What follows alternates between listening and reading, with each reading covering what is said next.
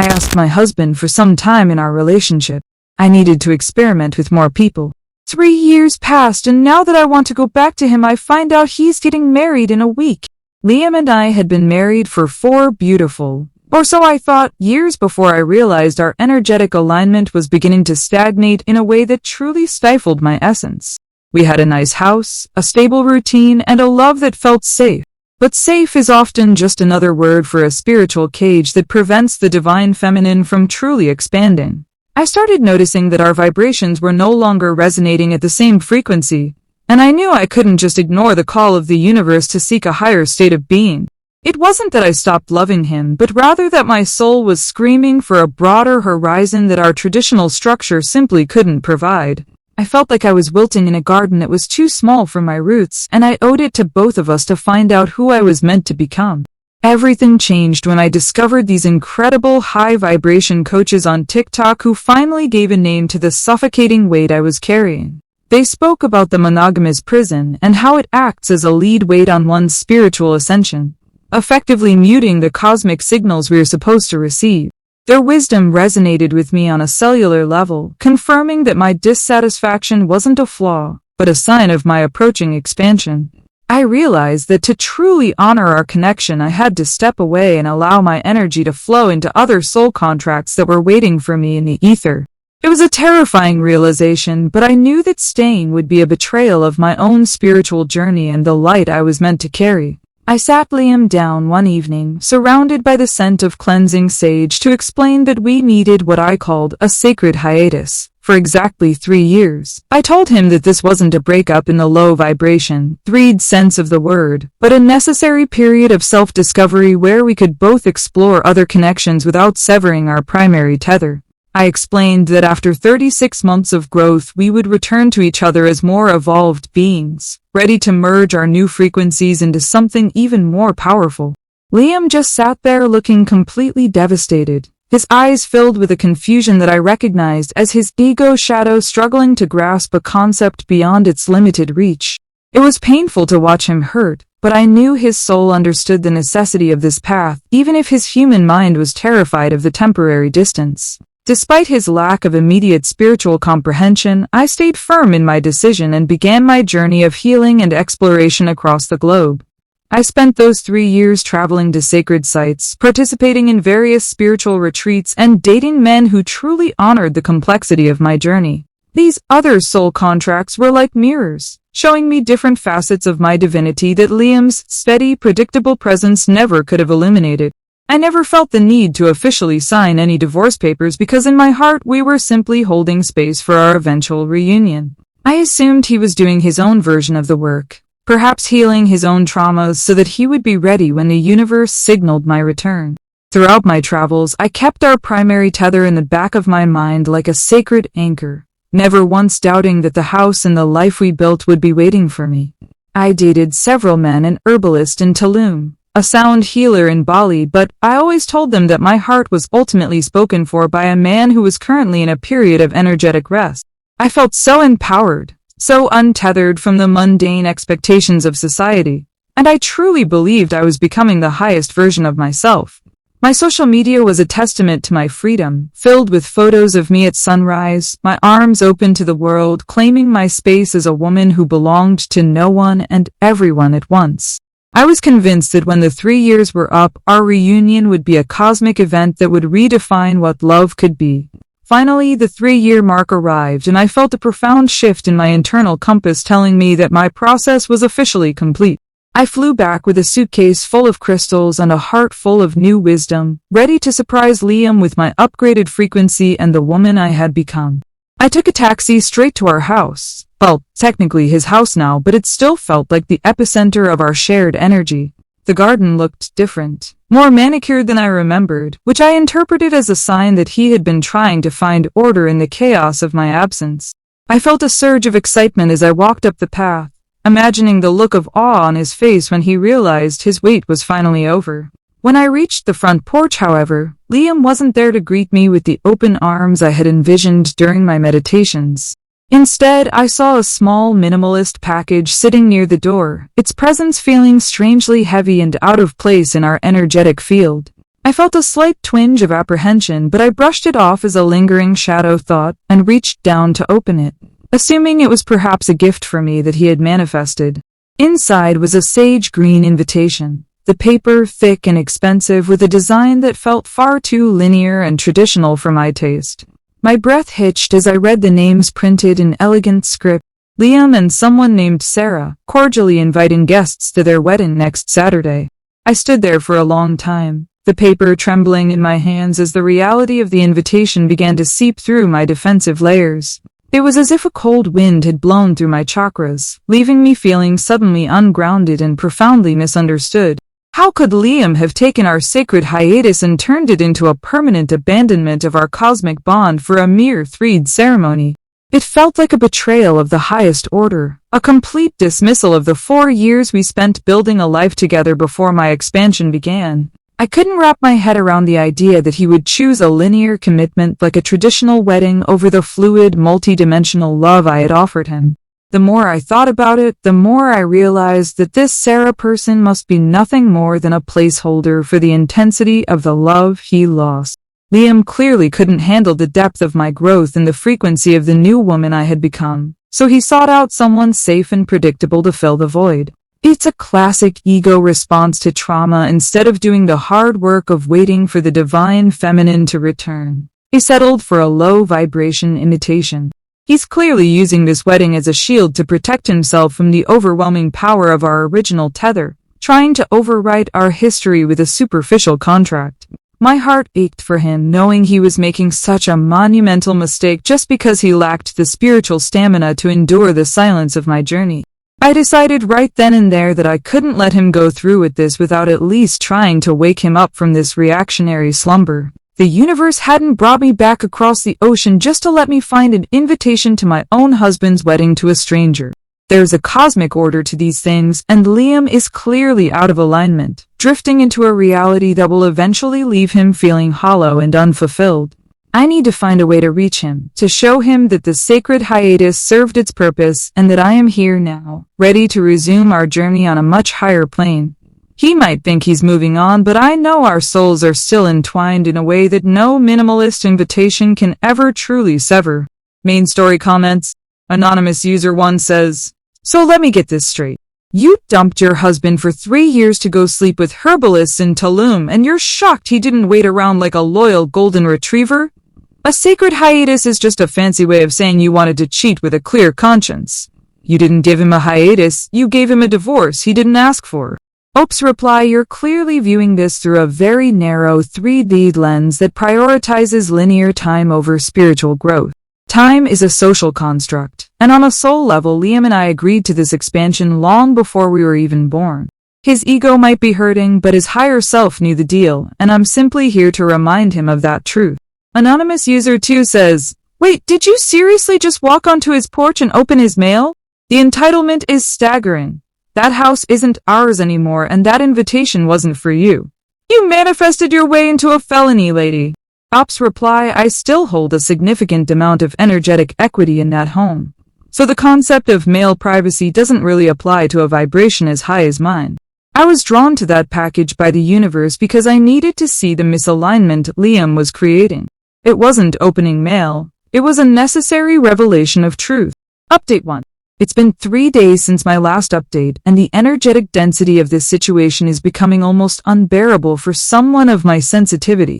I tried calling Liam multiple times to discuss his clearly reactionary behavior, but it seems he has completely blocked my energy and my phone number, which is such a low vibration way to handle a spiritual crisis. I even tried calling from a burner app, but as soon as he heard my voice, he hung up without even acknowledging the profound welcome back speech I had prepared.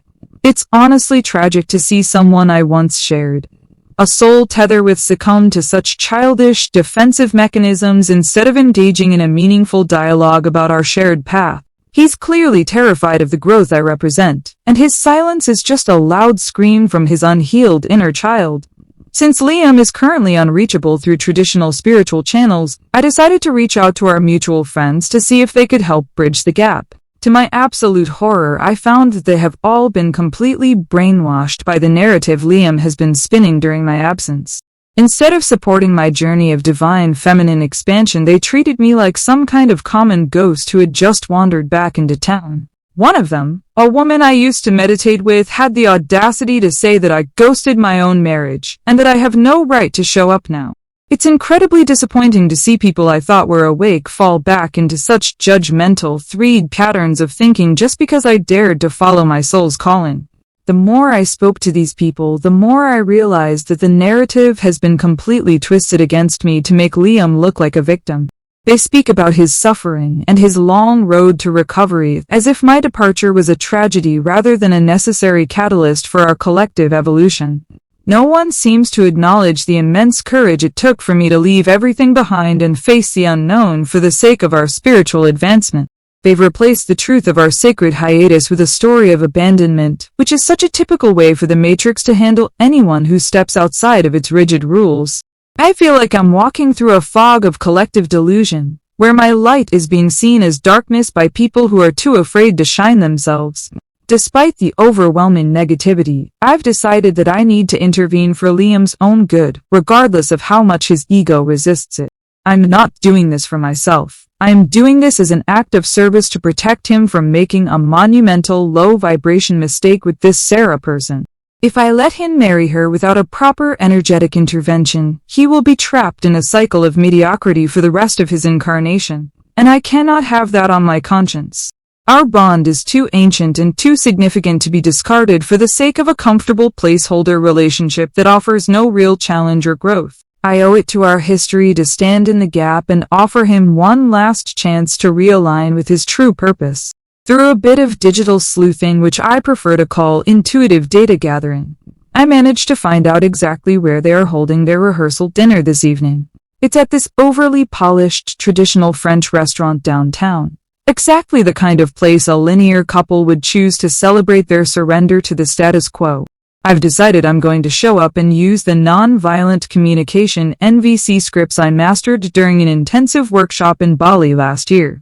These scripts are designed to bypass the ego and speak directly to the heart, and I'm confident that once Liam hears the correct vibrational frequency of my words, his walls will crumble.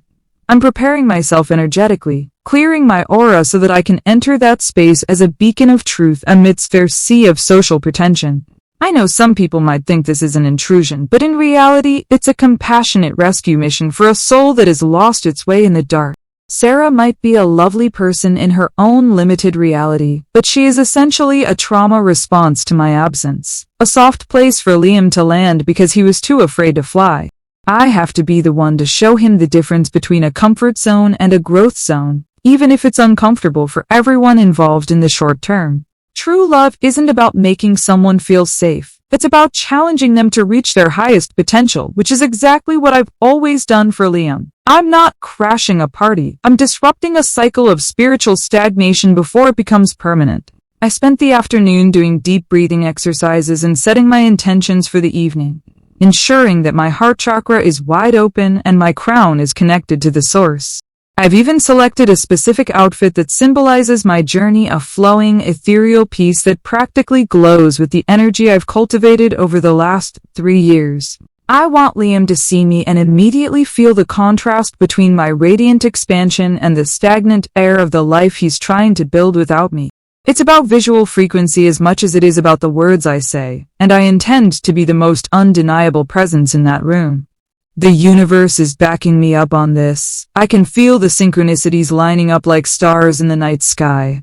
I'm currently sitting in my rental car, watching the guests arrive at the restaurant, and I can see Sarah through the window looking so normal. She's wearing a simple cocktail dress and laughing with Liam's mother, appearing perfectly content in a reality that has no room for the extraordinary. It's almost sad to watch someone who is so clearly unaware that she is just a character in someone else's karmic lesson. She has no idea that the primary tether is back and that her time as a placeholder is rapidly coming to an end.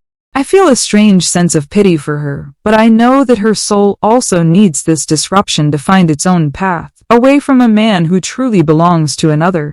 My hand is on the door handle, and I can feel the hum of anticipation vibrating through my fingers as I prepare to step into the fray.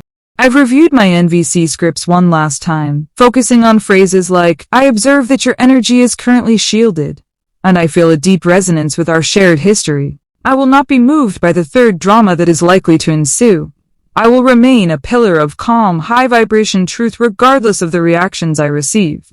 This is my sacred duty, and I am ready to fulfill it with the grace and authority of a woman who has walked through the fire and come out pure. Liam might be angry at first, but deep down he will be relieved that someone finally had the courage to stop this charade. As I step out of the car, I take one last look at the invitation I still have in my purse, now crumpled but still representing the mistake I'm about to fix. The air feels charged with potential, and I know that whatever happens inside, I am acting in accordance with a much higher law than the ones that govern weddings and social contracts. I am Chloe, the divine feminine expanded, and I am here to reclaim the space that was always mine. The world might call it a scene, but I call it a revelation, and I am honored to be the one to deliver it. Here goes everything for Liam, for me, and for the cosmic balance that must be restored. Update 1 comments. Anonymous user 1 says, non-violent communication at a rehearsal dinner. You're literally the final boss of toxic wellness. I can't wait to hear how you lovingly ruined a $200 a plate dinner with your TikTok buzzwords and your divine entitlement. Ops reply, people often fear what they don't understand, and they mistake clarity for toxicity because they are uncomfortable with the truth. Peace is loud sometimes when it has to break through years of ego-driven silence. I'm simply being a mirror for Liam's own suppressed desires. Anonymous user 2 says, did you ever consider for a single second that Sarah might actually love Liam, and he might actually love her back? You know, without needing a hiatus or an herbalist to prove it? You're acting like she's a cardboard cutout in your life story. Ops reply, Sarah is clearly a karmic lesson for Liam, a necessary bridge he had to build to survive the intensity of my absence. She isn't a real partner in the cosmic sense. She's a placeholder meant to teach him about the emptiness of traditional roles. I'm doing her a favor by ending the lesson before it gets too painful for her. Update 2. It's been 24 hours since my last update, and I am still reeling from what can only be described as a frequency nightmare at the restaurant. I walked into that rehearsal dinner looking absolutely radiant in my ceremonial white silk dress. Choice I made specifically to symbolize the purity of my intent and the clarity of my new frequency. The room went dead, silent as I approached the head table, the air suddenly thick with the kind of low vibration tension that only people trapped in the 3D matrix can produce.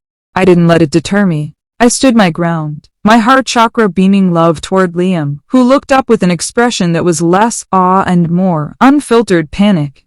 It was a classic display of an ego being confronted by a truth it wasn't prepared to handle. I began to speak, using my NVC scripts with a calm, melodic tone that I thought would help soothe the collective anxiety of the room. I tried to explain to the entire table, Liam, Sarah, and their stunned families that Liam and I are still profoundly tethered on a soul level and that our sacred hiatus was never meant to be a final ending. I spoke about the primary tether and how Sarah, while undoubtedly a kind soul, was merely a bridge to help Liam navigate his way back to me. I was being so vulnerable, so honest, and so incredibly high vibration that I expected Liam to stand up, thank me for my clarity, and walk out of the restaurant with me right then and there. Instead of the spiritual breakthrough I had envisioned, Liam didn't even let me finish my opening observations about his shielded energy.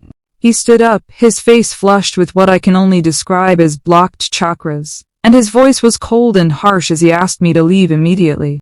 He didn't use any of the tools for conscious dialogue, he just kept repeating that I needed to go and that he was calling the manager. It was heartbreaking to see the man I once knew so completely consumed by his own ego shadow that he couldn't even recognize the woman who had traveled the world to save him. He looked at me as if I were a stranger, a complete dismissal of the cosmic history we share. What was even more unsettling was Sarah's reaction, or rather, her lack of one. She didn't cry, she didn't scream, and she didn't even look angry. She just sat there and stared at me with this judgmental stillness that felt like a wall of ice. It was the gaze of someone who is so deeply entrenched in the rules and structures of the 3D reality that they have lost all connection to the fluid nature of the universe. She looked at me with a kind of pity that was entirely misplaced, as if she were the one in the stable position and I was the one who was lost. I realized in that moment that they are both trapped in a reality of papers, licenses, and social expectations, a gilded cage they call love. As the restaurant staff began to escort me out, a process I endured with the quiet dignity of a martyr. I felt a profound sense of disappointment in Liam's current state of being. He has allowed himself to be so thoroughly domesticated by this Sarah person that he has lost his edge, his spiritual curiosity, and his connection to our shared frequency. He was literally shaking as he watched me being led away, a physical manifestation of the internal conflict between his soul's desire and his ego's fear. It's a tragedy to watch someone you love choose the linear path of least resistance over the sacred path of true expansion. I felt a wave of compassion for him, even as he was essentially casting me out of his life. Once I was back in the safety of my own energy, I realized that I had to use my ultimate tool to break through the final layers of his resistance. During my shadow work phase in the mountains of Peru, I drafted a soul contract dissolution document that is designed to handle exactly this kind of energetic entanglement. It's not a legal document in the mundane sense, but a spiritual one that outlines the terms of our transition and requires an intentional sign-off to release the primary tether. If Liam truly wants to be with Sarah, he has to energetically acknowledge the end of our contract. First, he can't just pretend it doesn't exist by getting a piece of paper from the courthouse. I spent the rest of the night refining the document, infusing it with my most potent intentions and ensuring that the language was as clear and high vibration as possible. It's a beautiful piece of work, if I do say so myself, filled with I statements and cosmic acknowledgments that leave no room for ego-driven ambiguity. I am going to have it delivered to the wedding venue, giving Liam one final opportunity to face the truth before he makes his mistake permanent. It's my last-ditch effort to save him from a life of spiritual mediocrity, a final act of devotion to the man he used to be before his frequency stalled. I'm not doing this out of spite. I'm doing it because spiritual integrity requires a proper closing of one door before another can truly open. I know the third world would call this harassment or delusion, but I know it as holding space for someone who is too weak to hold it for themselves. Liam is like a man trying to walk through a wall because he refuses to see the door I've left open for him. The soul contract dissolution will be his door, a way for him to either return to me or to consciously choose the lesser path with full awareness of what he's sacrificing. He needs to see that our history isn't something he can just overwrite with a new wedding date and a different woman. It's etched into the very fabric of his soul, and I am the only one who has the key to release it. As I prepare to send this document, I feel a strange sense of calm, as if the universe is finally settling into a new alignment. I have done everything in my power to wake him up, to show him the light, and to honor the sacred hiatus that he has so callously ignored. Whatever happens next is out of my hands and in the hands of the higher powers that govern our incarnations.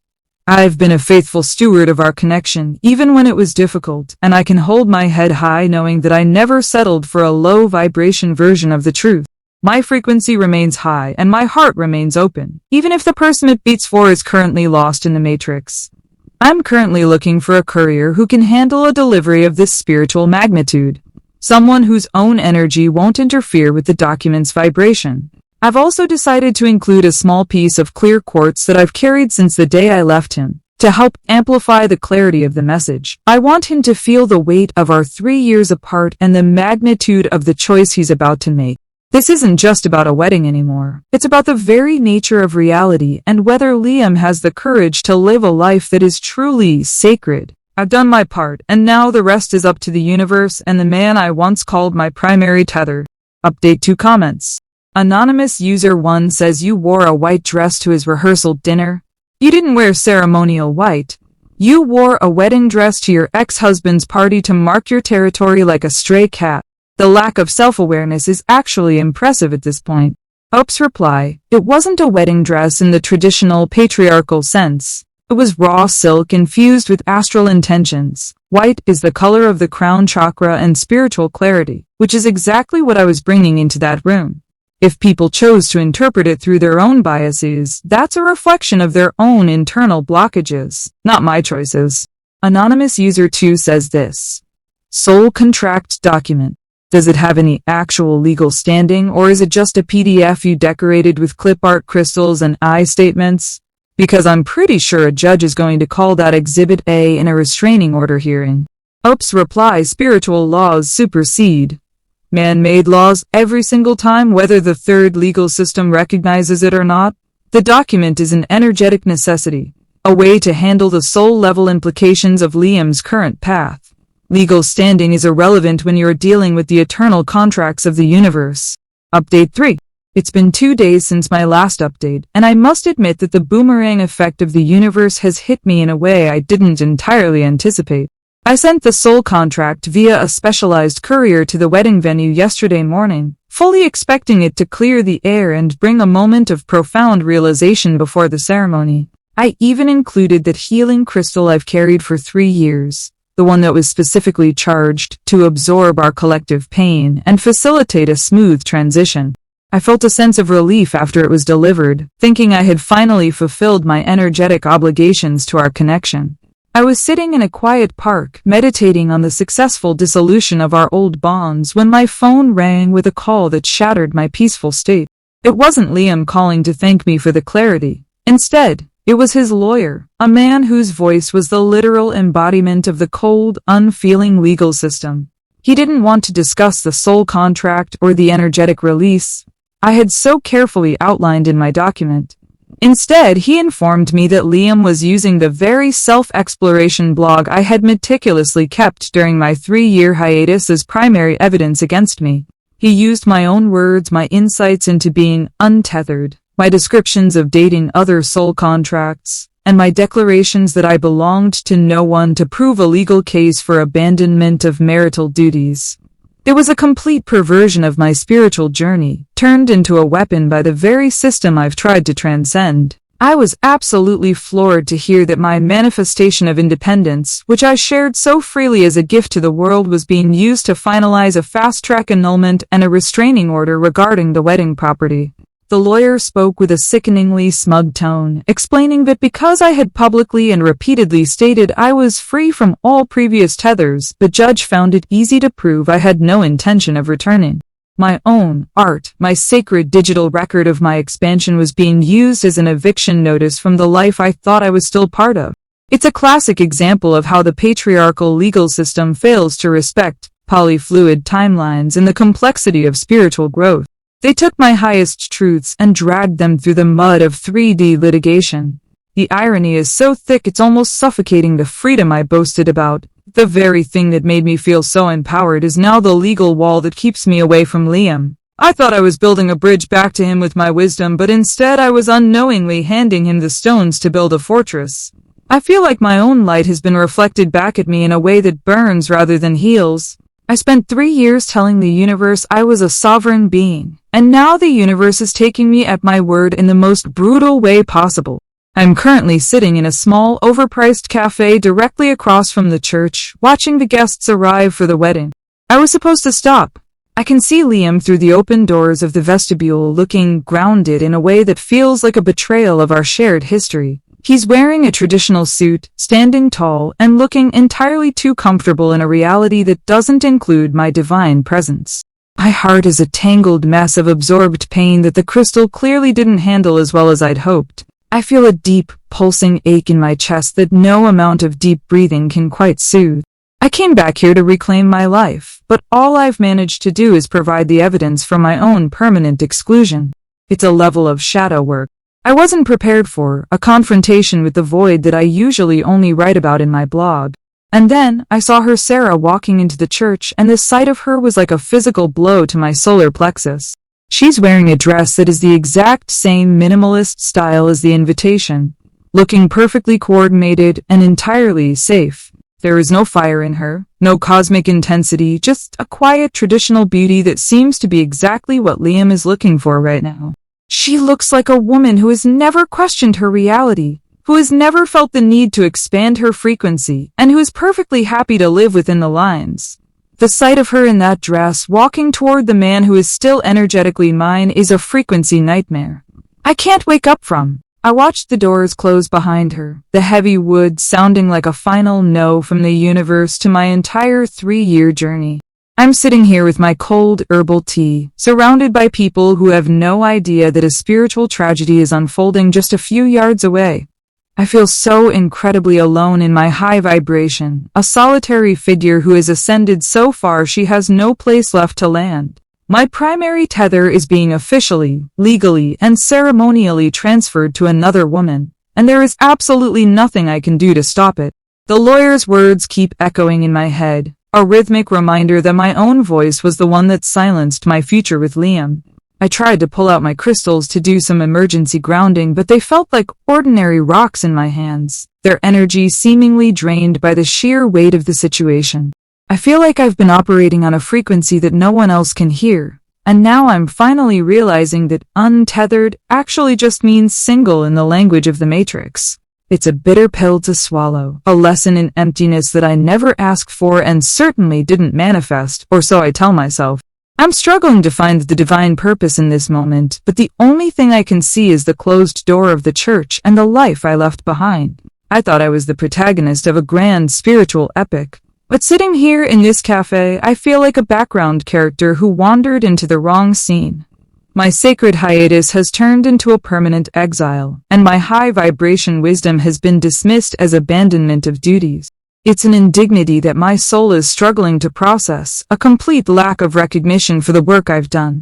I want to scream at the injustice of it all, but my NVC training tells me that peace is loud, so I just sit here in a silence that feels increasingly like a vacuum. The universe is very quiet today, and I don't like what it's saying. As I watch the first few guests trickle back out of the church, their faces filled with the kind of simple, unearned joy that only the unawakened can feel, I realize that the ceremony is over. Liam is now legally bound to Sarah, and my soul contract dissolution is likely sitting in a trash can somewhere in the back of the venue. I have lost my home, my husband, and my place in the world, all in the name of a frequency that promised me everything and left me with nothing. I'm going to stay here for a while longer just to see them come out together to witness the finality of my own creation. This is the boomerang I never saw coming, and it has landed with a devastating precision. Update 3 comments. Anonymous user 1 says, maybe it's time to finally accept that UN tethered just means single and your divine expansion was just a 3-year bender of avoiding responsibility. The lawyer didn't pervert your truths. He just read them back to you in a room where manifesting doesn't pay the mortgage. Reply. The legal system is inherently patriarchal and designed to protect stagnant structures over fluid, polyfluid timelines of growth. It doesn't respect the complexity of the human spirit, and it certainly doesn't have the vocabulary to handle a journey like mine. I'm a victim of a system that is too small for my vibration. Anonymous user 2 says, I am literally howling at the fact that your own healing journey blog became your eviction notice. You literally gave them the map, the timeline, and the confession for your own abandonment case.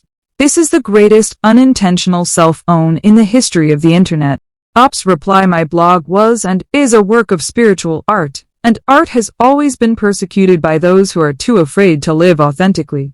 Using my vulnerability against me is a low vibration tactic that only proves how threatened Liam and his legal team are by my light. I stand by every word I wrote, even if the third world chooses to misinterpret it. Update 4. It's been 6 months since the wedding, and the dust of my energetic collapse has finally begun to settle into a new, much quieter reality. I'm living in a small studio apartment now, far away from the neighborhood where Liam and I once shared a life and a frequency. The space is minimalist, not by spiritual choice this time, but out of a sudden jarring necessity that followed the loss of my marital assets. I spend a lot of time alone, surrounded by the same crystals that once felt so powerful but now just feel like cold reminders of a path that led me to a dead end. I try to maintain my practice to keep my vibration high, but it's difficult when the Matrix has so thoroughly stripped away the ground beneath my feet. I see photos of Liam and Sarah sometimes on social media, though I've had to create a burner account just to peek through the energetic veil they've drawn. They look grounded, which I still insist is just a spiritual way of saying they are profoundly boring and predictable. They go to the farmer's market, they host small dinner parties, and they look like people who have successfully navigated their way into a comfortable, low-frequency slumber. Liam looks different, though. He looks calmer, less strained than he ever did when he was trying to keep up with my expansion. It's a stinging realization that perhaps my intensity was a burden he was never meant to carry. A primary tether that was actually a leash. I've realized that my growth was so advanced, so far beyond the standard parameters of a relationship, that I essentially left Liam behind in a reality I can no longer inhabit. I soared so high that I lost sight of the ground, and by the time I tried to land, the landing strip had been decommissioned and replaced with someone else's garden. I still follow my TikTok coaches, but lately their videos have started to feel repetitive. Their promises of limitless expansion and manifesting your highest timeline sound hollow when you're sitting in a studio apartment with a restraining order and a bank account that reflects a very different frequency. I followed their sacred advice to the letter, and all it gave me was a profound lesson in the emptiness of spiritual narcissism. I lost my house, my primary tether, and my entire social circle, all because I followed a frequency that promised me the world and delivered me to a void. I recently saw a post where Liam credited Sarah for teaching him what real presence looks like, and the words felt like a physical weight on my chest. I spent 3 years finding myself, traveling to the ends of the earth to discover my divinity, and all I found was that while I was vibrating high, I forgot how to actually be present in the life I already had. Sarah didn't have to go to Bali or Tulum to learn that she just had to stay, which is the one thing my divine feminine expansion wouldn't allow me to do. I'm starting a new healing cycle now, but it feels different this time, less about ascending and more about simply surviving the fallout of my own choices. The universe feels very, very quiet lately, as if it's finally tired of hearing my justifications and my cosmic excuses for my own lack of accountability. I sit on my small balcony and watch the world go by, realizing that most people are just living their lives without needing a sacred hiatus or a soul contract to explain their every move. I feel like a traveler who has returned from a long journey only to find that the language I learned abroad isn't spoken by anyone in my home country. I am a stranger in my own life, a woman who climbed a mountain only to find it was made of clouds. I still believe in the divine feminine, and I still believe that we are more than our 3 bodies, but I'm beginning to suspect that high vibration is often just a fancy word for disconnection. I disconnected from Liam. I disconnected from my responsibilities, and ultimately I disconnected from reality itself. Now I'm left with the silence of my own making, a quietness that is far more challenging than any shadow work I ever did in a retreat. I see the linear path I once despised and I realize that at least it leads somewhere, whereas my fluid path just led me in a circle back to a person I no longer recognize. I'm a high vibration woman in a low vibration studio, and the irony is finally starting to sink in. Liam and Sarah are probably planning their first anniversary by now. Or maybe they're talking about starting a family, a linear progression that I once thought was beneath me. I realize now that there is a certain kind of sacredness in that consistency. A beauty in being the person who stays when things get difficult or stagnant. I thought I was the one who was brave for leaving, but I'm starting to see that Liam was the one who was brave for staying behind and rebuilding from the wreckage. I left. My growth was a solitary pursuit that left no room for anyone else, and now I have exactly what I asked for. Total, untethered independence. It's a very cold kind of freedom.